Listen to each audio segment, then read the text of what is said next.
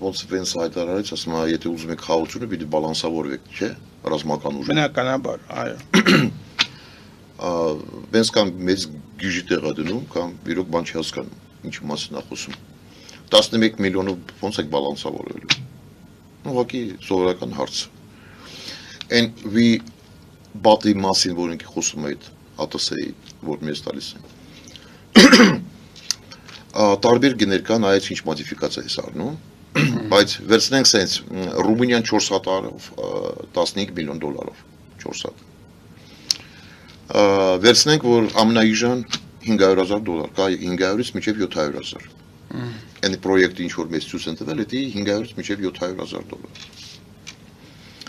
Մաքսիմում, եթե հաշվենք 22-ով, 500-ով, կարանք առնենք 22 հատ։ 11 միլիոն որ բաժանում 500,000-ին, ստացվում է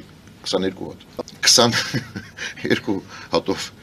ինչ ենք բալանսավորելու։